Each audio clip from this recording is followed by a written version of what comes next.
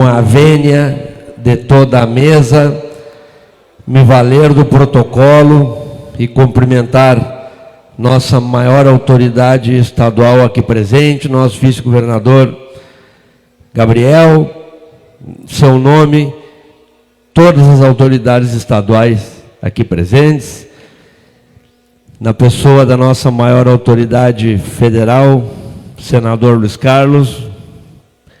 Cumprimento a todas as autoridades federais aqui presentes. Cumprimentos especiais ao Evandro, por nos ceder gentilmente a sua estrutura rural para que pudéssemos fazer a abertura da colheita. Meus cumprimentos ao meu mano Wilson, proprietário desse paraíso, que mais uma vez cedia a solenidade da abertura, e meus cumprimentos especiais às verdadeiras autoridades aqui presentes, que são os produtores rurais que tornam tudo isso possível.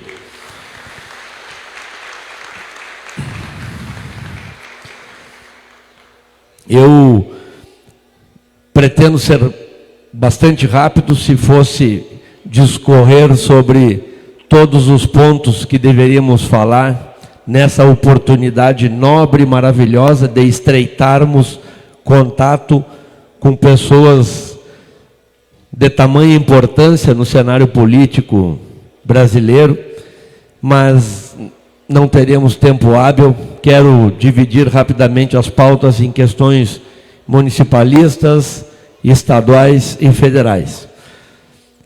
Discorrendo rapidamente, eu e o nosso vice-governador já falamos bastante a respeito dos investimentos aqui em Tupanciretã, junto com o deputado Frederico, sobre a necessidade da conclusão da RSC 392, do início definitivo dos investimentos da ERS 530, que liga Tupã-Jari, do início dos investimentos da 527, que liga Tupã com Júlio de Castilhos. Já tratamos sobre isso, vou deixar para o vice-governador Gabriel falar a respeito. Também, dentro das pautas estaduais, eu quero fazer um pedido em nome dos meus queridos colegas, e aqui eu quero fazer um registro ao Adriano, meu ex-colega, ex-prefeito da Joia, e aqui representando a FAMURS.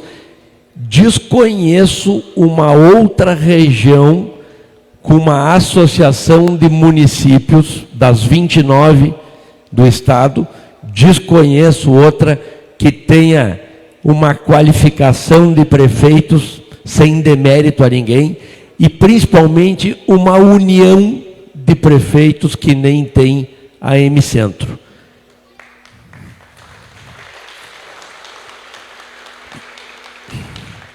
São associações como essas que tornam a FAMURS a brilhante federação que é na defesa das causas municipalistas.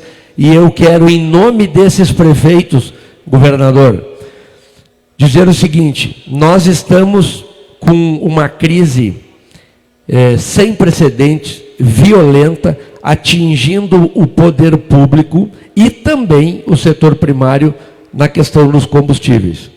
Nós temos em Tupã, e eu cito Tupã rapidamente, uma licitação que me permite adquirir diesel a R$ 6,05. Eu ainda tenho nesse contrato 14 mil litros para retirar.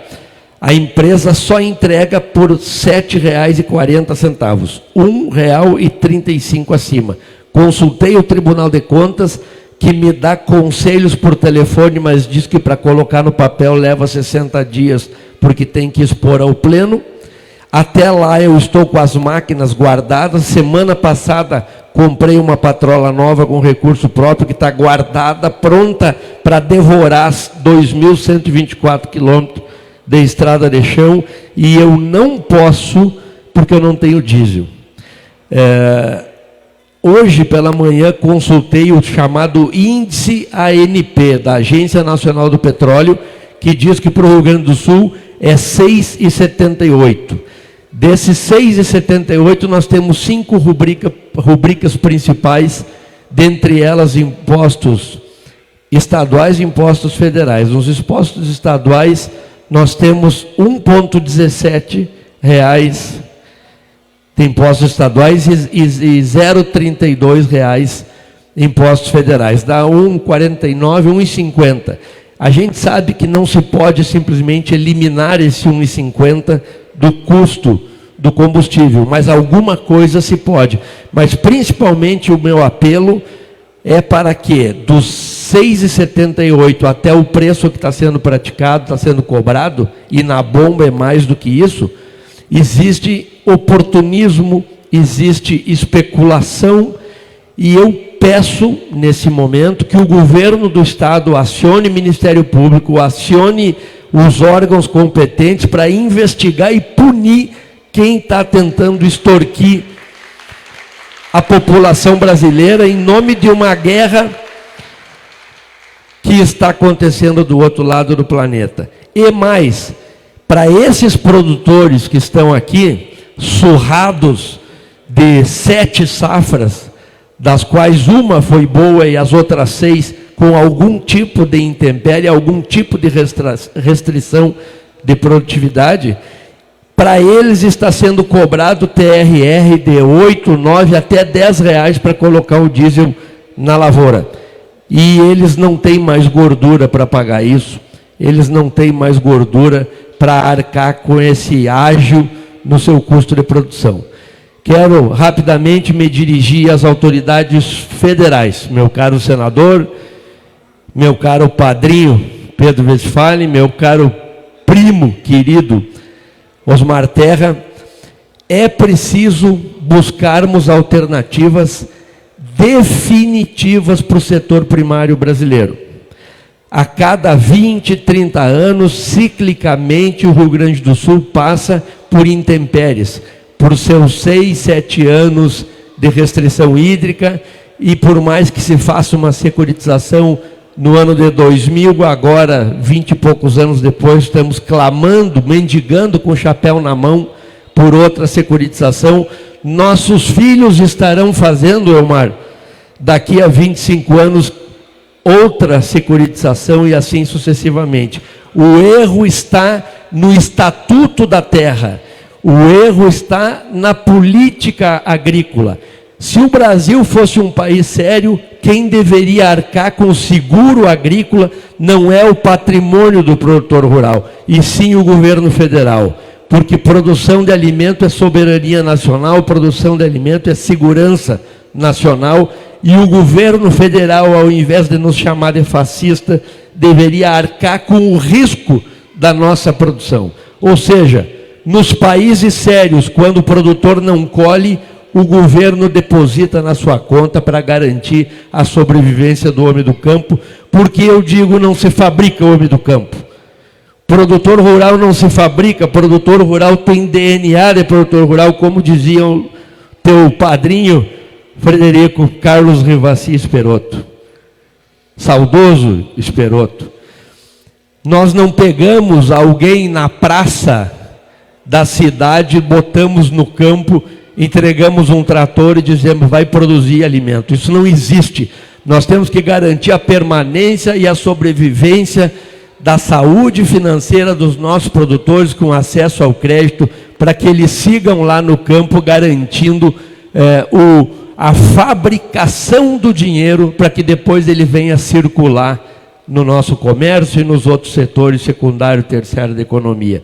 Portanto, autoridades federais, meu querido Pedro Westphalen, meu querido Osmar Terra, meu querido senador, mudem em nome desses olhos e ouvidos, mudem o Estatuto da Terra, mudem a política agrícola, para que os nossos filhos e netos usem o chapéu na cabeça tapeado e não na mão pedindo esmola a cada 20, 30 anos em Brasília.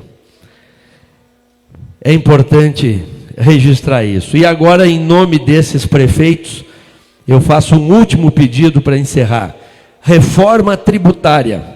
Fomos traídos pelo Paulo Zilkowski, presidente da CNM, que recomendou os senhores para aprovar uma reforma tributária que vai extinguir municípios do nosso porte e perfil da face da terra. Em vez de emancipar municípios, nós faremos o vilamento dos municípios, porque vai retirar de Tupã-Seretã 20 milhões de reais do nosso orçamento nos próximos anos, Júlio de Castilhos, Bernardo, 14 milhões e todos os municípios. Por quê? Porque a tributação será não mais na origem, na produção, e sim no consumo. Um município que produz um valor adicionado fiscal de 1 bilhão e 800 milhões, 1 bilhão e 900 milhões, como é Tupã-Seretã, receberá pelo consumo de 20 mil pessoas. Ou seja, nós produziremos muito e sustentaremos os grandes centros, e cada vez mais os nossos jovens terão menos oportunidades e menos atrativos para permanecerem aqui na nossa cidade, tendo a mesma vida maravilhosa e pacífica que nós tupã-seretanenses temos hoje. Perderemos a nossa força de trabalho, perderemos os nossos sucessores, e em um futuro não longínquo, Tupã será uma creche e um asilo sem força de trabalho. Então, os senhores, por mais que aprovada a reforma tributária, os senhores devem, por favor, mudar a tributação novamente para a origem e não para o consumo. Mexendo só nisso, não mexam em mais nada da reforma tributária, que é muito complexa, IBS, todos os impostos, reajustes, enfim, mas mexam apenas na tributação pela origem, não pelo consumo, e vocês serão os responsáveis do Brasil pela sobrevivência de milhares de municípios. Fica registrado esse pedido. Quero agradecer a presença de todos. Eu vi manifestações político-eleitorais.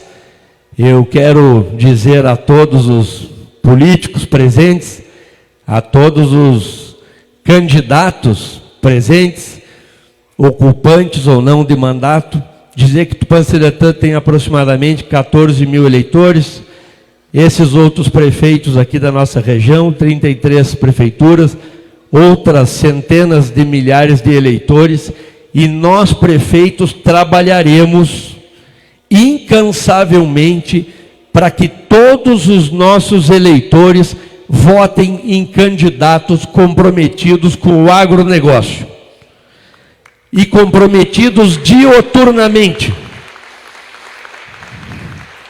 Não aceito que pise em Tupã-Seretã alguém desconhecedor das dificuldades desses olhos e ouvidos que nós enfrentamos dioturnamente, sob seca, sob chuvarada, no interior dos nossos municípios. Um beijo no coração de todos, que tenhamos uma excelente safra, que nós já apelidamos da safra do 8 ao 80.